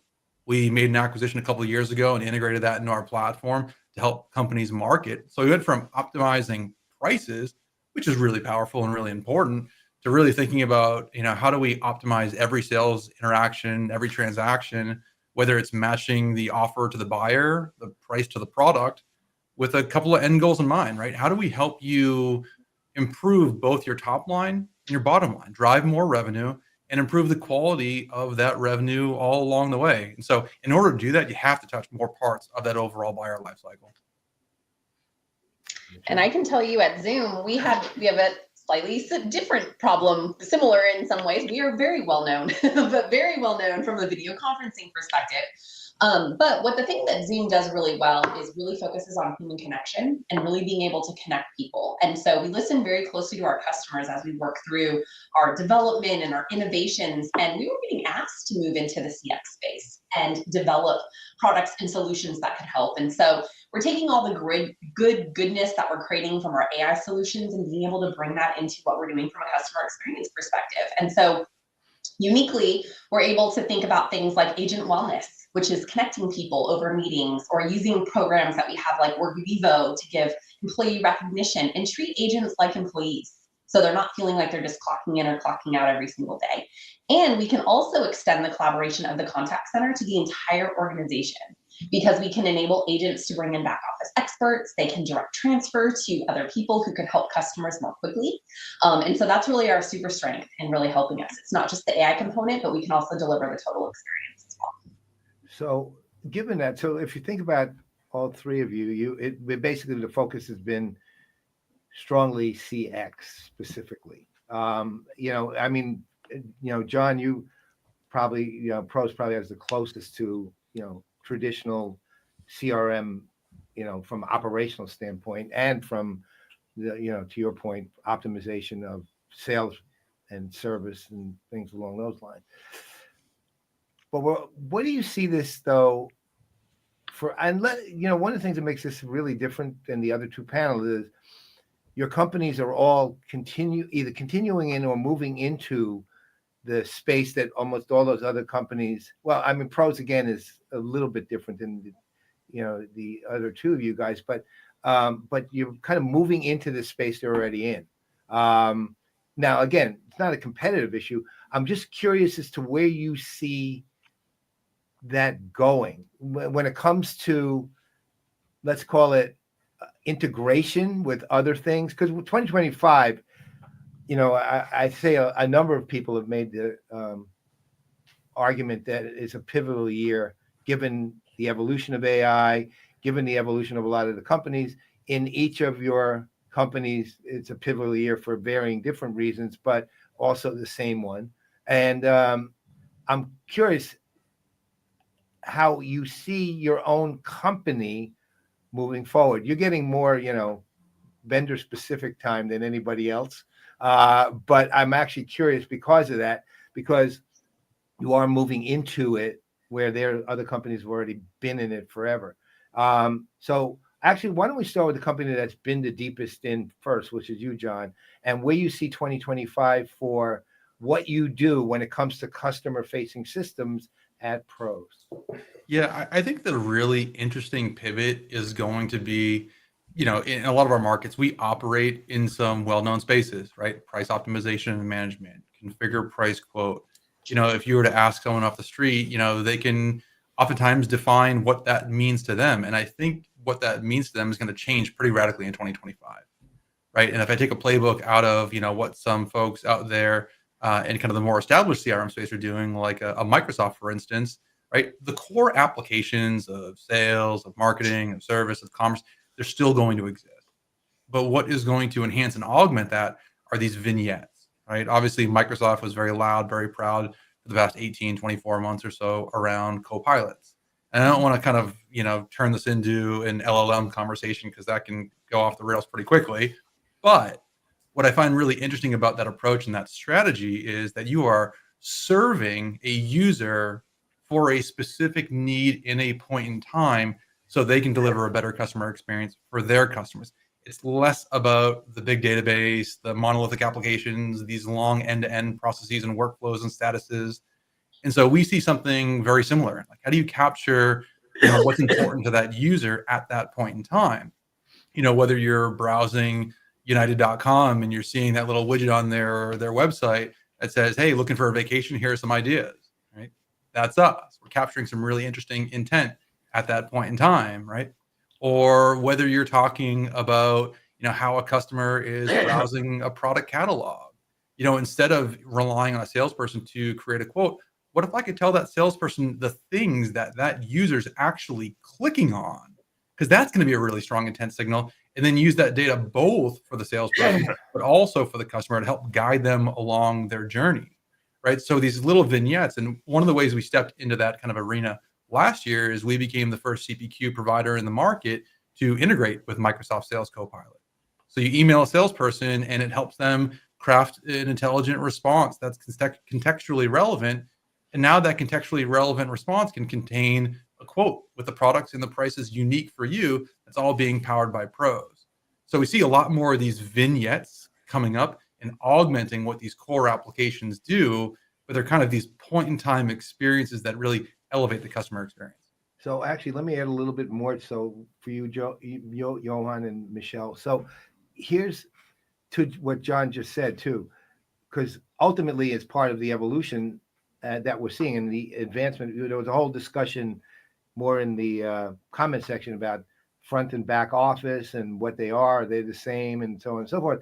I don't want to go quite there, but I do want to go to the integration part, because both of your companies are moving into a space which effectively, I would say, requires integration, right? And pretty deep integration with a lot of other products. And I know, I know pros exceptionally well. And so, John and I, when he was at Forrester, we go way back. We actually spoke to their board of directors together. I still remember that. Anyway, when you're speaking to the evolution of your company into a 2025 that, still will be at least conversationally dominated by AI discussions and things like that, what are you doing on the more practical side of for 2025 to make sure that you can actually begin to have the kind of CXCRM and engagement impact that you want to have? And what does that mean, both, strategically and I'll call it technologically?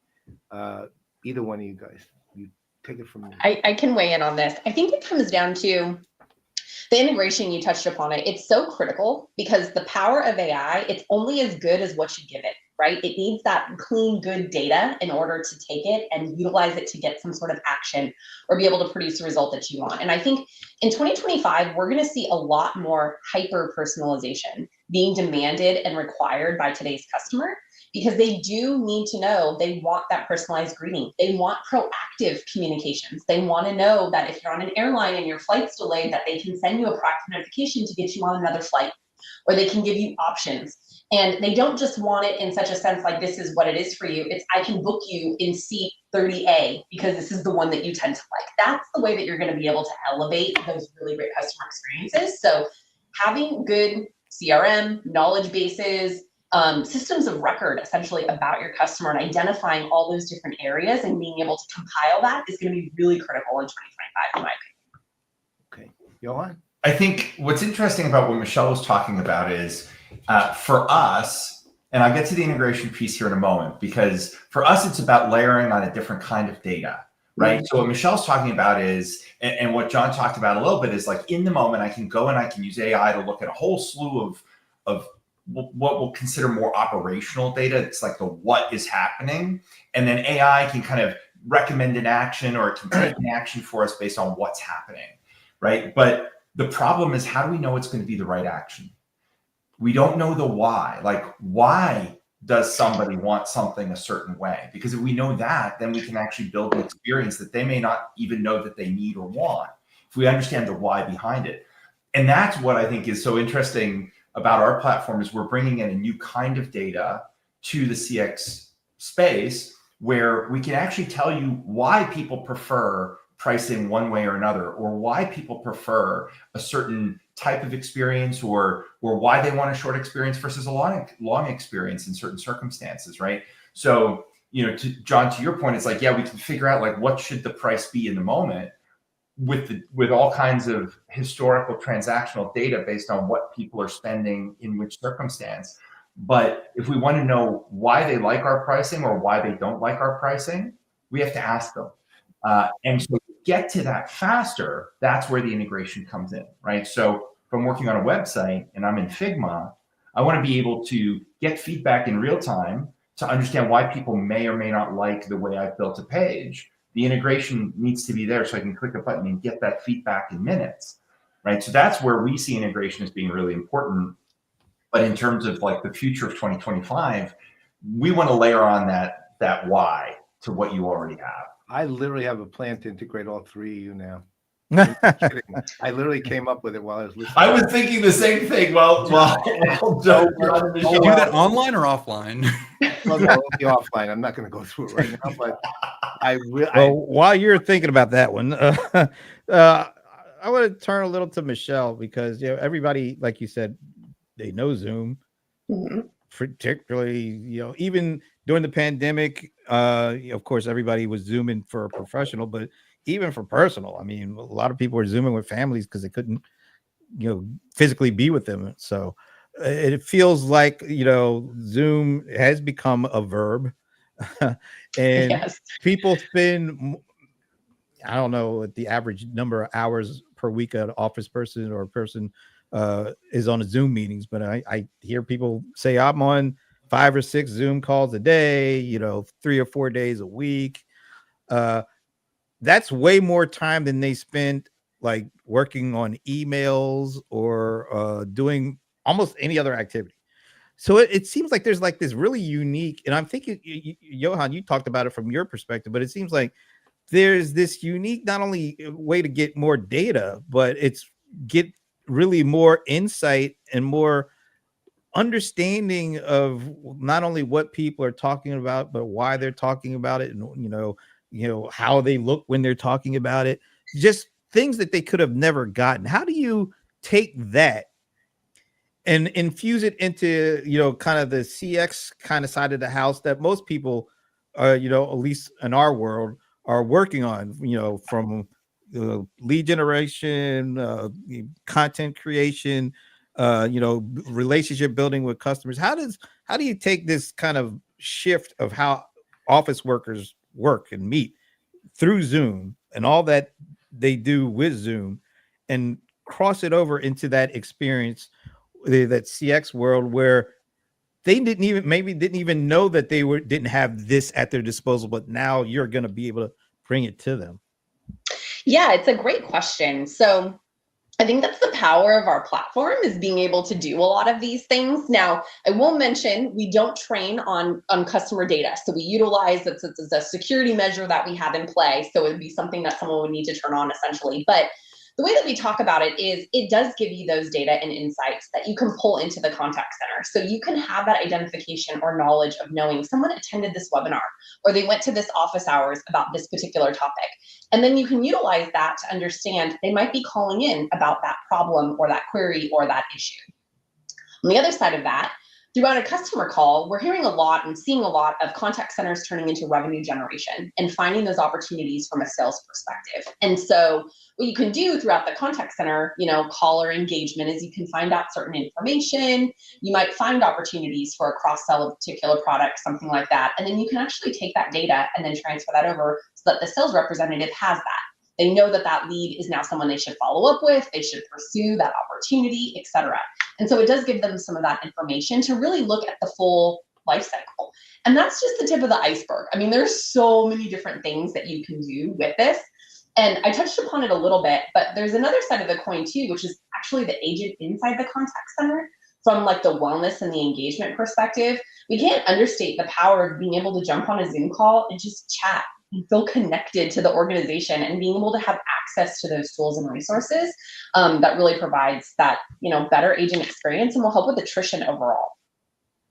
All right. So I have actually similar question for each of the Johns and Johans here.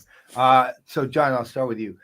I mean, one of the things with Pros is that it's an extraordinary, actually, AI platform. I think people don't really know that part about Pros, but Pros has one of the best AI platforms I've ever seen in my life. It's really that good. And I'm not saying that because I love the company, which I do, because the culture is great, but it is because I've seen it. And at the same time, Pros has, largely, I would say thanks to you, but Pros has a very focused strategy, because arguably with the AI platform you have, you could do anything you want, and it could be completely outside of anything we were all talking about. Literally, you'd probably build a rocket ship with it that worked and got us to Venus, right? So, so Pros is entering 2025. AI is the thing. You're exceptionally well established in airlines. We are well established in enterprise sales, things like that, other places. Yet you have this AI platform that's beckoning at all times to do much more with it. It's beckoning? Yeah. Oh, it is. Believe me, this thing is really something else. So how do you? This might be a peculiar question, but again, we're talking about what the future of these, your three businesses in a world of CRM, CX, and AI, which can't be ignored. How do you resist temptation? Actually, I mean, that really, because again, I don't think there's a thing you can't do with that platform. So how do you actually, and I think this will be a good lesson for people to hear, is how do you actually keep a focus that says, okay, we're not going to do something nuts, even though it might be the coolest thing ever? Yeah, well, I would actually maybe take one step back, and to a certain degree, we are resisting temptation. On the other end, maybe we lean into temptation a little bit, but we're trying to be very, very, very delicate at striking that balance, right? So we know where we play. We help organizations sell better, reach more customers, price smarter, driving top line, driving bottom line improvements, right? If there is a way that we can use our AI to accomplish those objectives and accomplish those objectives in a more meaningful way, we absolutely will. That being said, we've got a lot of customers all across the globe, and they've used our technology for that purposes. And they're the ones that are kind of leaning us into temptation a little bit. Okay. Because they're saying, well, what if I could do this? What if I could do that? And so one of the things that we've done is, we know that AI is here to stay. And we actually have been working on accelerating, bringing different AI models and techniques to market more quickly. Now, the beauty of that is the frameworks that we had put into place and the work that we had done in our platform to allow us to do that means that we can actually put that in the hands of our customers as well. So we have customers out there in the market who are bringing their own models, right? If you're proficient in R or Python, right, an interface where you can actually leverage your models, or what we call chain, you can actually combine your models with our models to create an even more powerful output. And so there is an extent of what we're actually referring to our is AI Studio or our extensible AI, right? So everything that we do to bring AI to market, whether it is training models, testing, A/B testing, all of that, versioning, that's now in the hands of our customers. They can do that on their own. They can do that in concert with what we bring to market. And we feel like that's the right way of striking that balance without over-indexing on things that might make us lose focus on where we want to take the business moving forward. Okay, one last thing before we go to Johan on this. Extensible AI, not AI Studio. Okay. AI Studio is like everybody, right? Extensible AI, nobody says, and it's really proves its own point. Yeah, the way we've been thinking about is extensible is what you do. AI Studio is we've been thinking about the user interface for allowing everybody in the world's user interface is blank studio, right? So, right? I mean, so stay away from that as much as you can. Okay, Johan. Now you have an entirely, I call it a unique, I'm going to say a unique. It's not an issue, but a unique. You have a unique approach that leads to a unique set of questions. I mean, you're human centric, and if I remember correctly, I think the panel size you have is like 1 million people or something insane. Like and the rate of feedback, if I remember correctly, is like 2 hours, and you get 200-300 people's responses in 2 hours. It can come even faster than I that. thought it was faster than that. I mean, it's astonishing how unbelievably powerful what you do is, but it's human centric, and we're talking about a world where everyone is saying AI, and you do actually use AI. So there's a two-piece part question here. The other thing you talked about earlier, which will be the second part. By the way, we have like 7 minutes. Just that's all right. Give you a heads up. Good. The other thing is that you made a point very early in the panel that you're looking at the life cycle of the customer journey, which requires more real-time response, not 2 hours or 20 minutes even. All right. So two-part. One, how are you using AI and what does that mean for 2025? And two is, where are you seeing the integration of human-centric response in a real-time customer journey and how that's going to even work? Because those two things are significant advances. So first question first around AI. So the human insights gathered at scale have to be analyzed, have to be parsed. You also have to figure out who are you going to ask for those insights. Right, you have to look at the studies you want to run. What kind of and when we think about this, we think about it in sort of two different contexts. One is research. So I want to go out ahead of time and learn more about my audience, try to understand preferences and behaviors, and so I have to build a panel and ask them a series of questions. And so we use AI to help you build that question, build those questions, and develop your panel. And then there's also testing and feedback, right? That you're going to want to get a lot of people's input on experiences, moments in an experience, and then be able to parse all of that out, pick out the sentiment, zoom in on specific elements of transcripts, and there's no more effective way to do that than AI. So we're using AI where it's strong, which is helping you make sense of a volume of unstructured data. But what we're surfacing isn't AI driven insights, it's actual human insight that we're just using the AI to collate and collect. Such a good job too. And so the second question you were asking about was the real-time piece of this. The thing that I think, the thing that makes us unique is that we're not trying to do this against an actual customer in the moment when something's happening, right? Let's take a contact center example. You have an angry customer on the phone. They're mad because they've had to go through some AI chatbot that they hate. That's not a really great time to ask them to really get into the, like, the why and wherefore, right? And it also screws with your contact center metrics if you start asking these open-ended questions during a support call, right? What we allow you to do is at any point in that customer journey, whether it's a campaign creative or an interaction in the contact center, if you're rolling AI out and you're trying to understand how will people react to this, right? You can do that in a really safe space. Build a panel, ask a series of questions, have people go through and interact with an AI, try to get help, and then come back and not only tell you what was it like, but why? Why did they like it? Why didn't they like it? Capture all the eye rolls. You know, unlike Michelle, we ask the people, they're real people, to turn their webcams on, right? They're sitting there in their hoodie and doing the thing, and they're rolling their eyes and they're grunting and they're huffing, and you get the real visual cues, the auditory cues that tell you, yeah, they're confused, they're frustrated, or they're excited, or they're sitting back going, well, that was easy, right? And so you get that in a safe way where you're not trying to cram it into the moment of the interaction, where in the moment of the interaction, the focus should be on the interaction. But this is the kind of stuff you want to do before you roll out your AI chatbot, before you roll out your ticket deflection strategy, or before you roll out your new marketing campaign. Okay, thank you, sir. All right, we're coming up on the last couple of minutes here.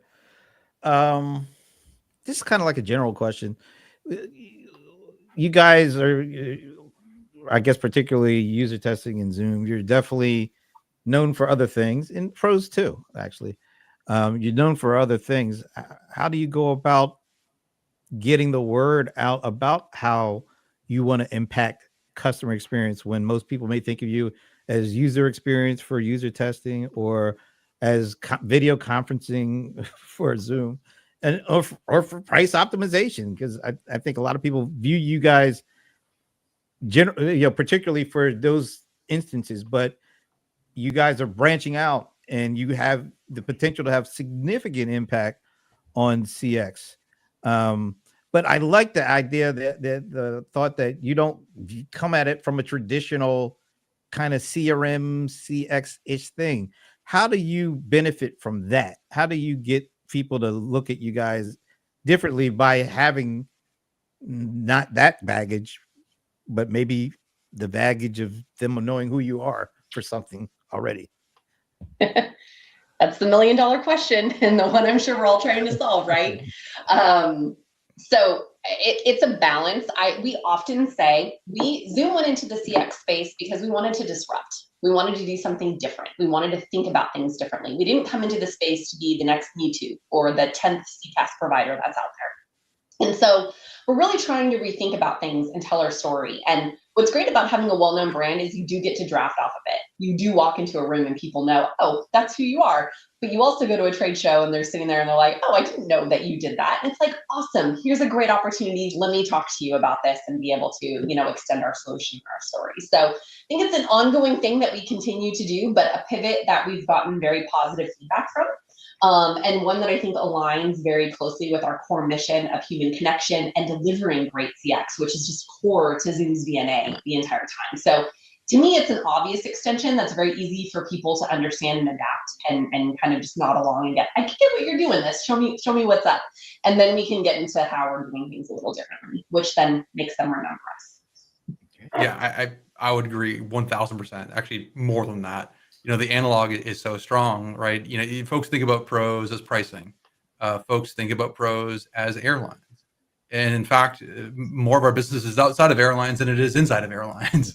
So it's interesting. We spend a lot of time with our customers, right? If you look at it from a pricing standpoint, you're talking about data and decisions, but those decisions really don't matter unless that data and those decisions actually make their way to the customer, and the customer has an ability to react and respond to it. And so what we're doing is we're broadening the approach of our portfolio from pricing to selling to marketing to rebates and other types of incentives and subscriptions. And we're doing that with our customers. And that's a great proof point.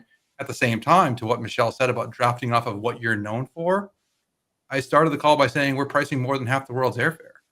We processed in the last 12 months more than 4 trillion transactions. Trillion. Those numbers are crazy. They're absurd numbers. And so like when the question gets raised, why should I trust pros to be able to either solve for this problem or be able to handle the scale or complexity or nuance of my business?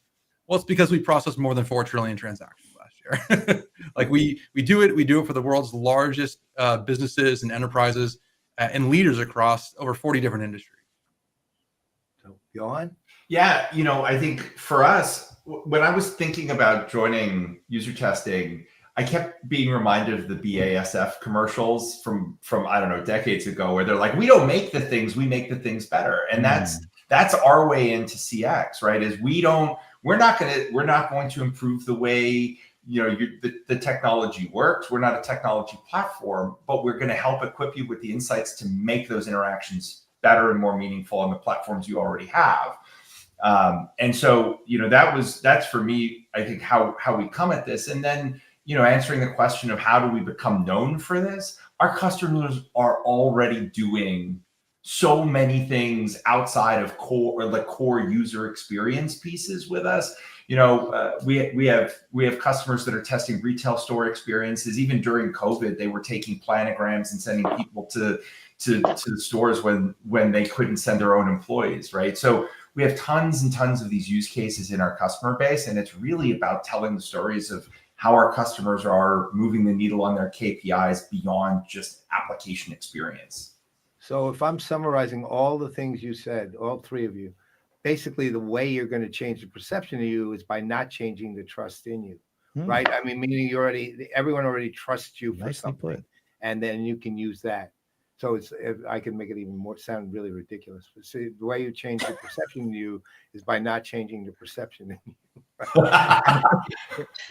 Just getting more people to build that perception. And again, you can go in a million directions because you're already trusted. So, and that starts with where that change starts. Wow, that was profound.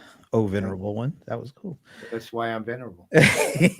Well, once again, I hate to sound like a broken record, but another great panel. I mean, another great conversation, more comments coming in, but really, we were really interested in adding this panel because of the unique perspectives that each of you and your companies have when you're talking CRM and CX. So thanks again for joining us. And well, you know what, Brento? We got to ask them this question because what would really are they Rams fans? No, that's the email. We still have Bob in the chat. I need Bob to back me up. We need user testing to give us 200 people to ask everybody that, right?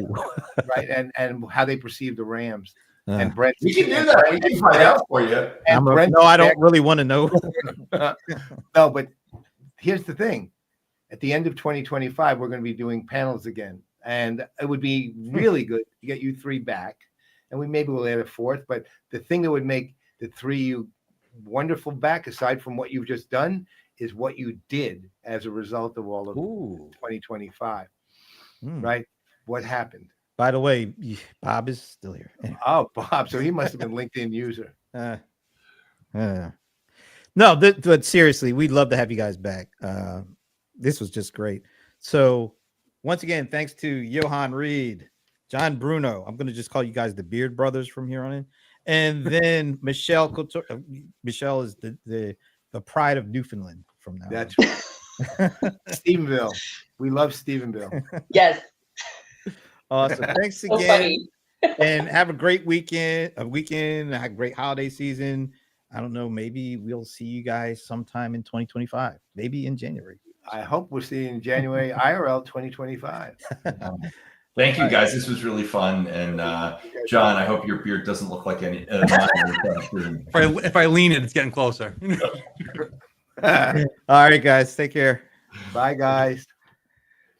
That was fun. That really was. It was different, because I thought, when we kind of looked at it, when the two of us were kind of looking at it, we realized it's really good to we gave the companies more play in this one than the other ones because they're entering the space. And it's really interesting to see how they see that happen and what they can do to make that happen. And I would love to see at the end of 2025 how well they did with all that and what changed, what worked, things like that. Because there's real instructive lessons with all three of these companies. Well, I mean, like you said with the previous panels, everybody knows these companies. Yeah. And they've been entrenched in the industry for years. The people, they know the people because we've had the fortune of bringing them on with us previously. So they all know that. So this panel is new, even though they might know, John, from Forrester or maybe from Pros, Johan from his days at SAP. But not what they're doing and where they're at now and why they're starting to branch into CX. So yeah, I thought it was great that they had some time to explain, especially like a company like Zoho. Zoom. Like everybody knows Zoom, everybody uses Zoom, but not for what Michelle is talking about and what Zoom is going to do. So I think it'll be great to revisit a year from now and to see exactly where they are with that. Yeah, and they're all just such great people. I mean, that's the thing. I mean, they're so easy to speak with, and I love that part. And honestly, Zoom does have a unique issue relative to the other two, which was, to your point earlier, They're a verb. They're a verb. But the problem is that's good and bad, right? So how do you overcome? Hey, what an amazing thing! I'm a verb, and how do I overcome that when I'm? Oh my God, I'm a verb. Oh, that's right. Oh my God, I'm a verb. I'm in trouble now. Right? Are we a verb yet? No, we're not a verb. I don't think. Well, first of all, our show is 2 words, so that automatically eliminates. Yeah, exactly. Maybe we're an adverb and a verb. So let's wrap it up. So overall thoughts for the 2 days. Well, you know what? Honestly, again, I always love what we do, but this one was magnitudes the best. And the other ones were, look, the first 2 years were great, but this one, the all 3, just magnitudes better. It was just, the conversations were nonstop. The participation and engagement on the comment side. I mean, it's going to generate probably another episode with some of the commenters, right? And I actually figured out a way to bring Thomas on it too, which I'll talk to you afterwards. So, okay, Thomas, you just worked your way off the show, right? So anyway, I just love that, and to your point about the second group, that somehow they were doing the panel and that was big. comment. That was unbelievable. Who can multitask at that level of thought? Not me. Apparently, Jason Miller, Clint, Clint, Tara. and Tara, I think in particular, were the ones really going to work there. Yeah, that was something else. That was really interesting. No, all in all, yeah, this was, I think, definitely the best year. Although the other ones weren't bad at all. They were good. Great. They were really good. But this just set a different standard. It was just every conversation was exceptionally good without fail, and every single participant in every conversation was exceptionally good. Everybody had a chance to get in there and they're all so articulate. So it just worked. But you know why?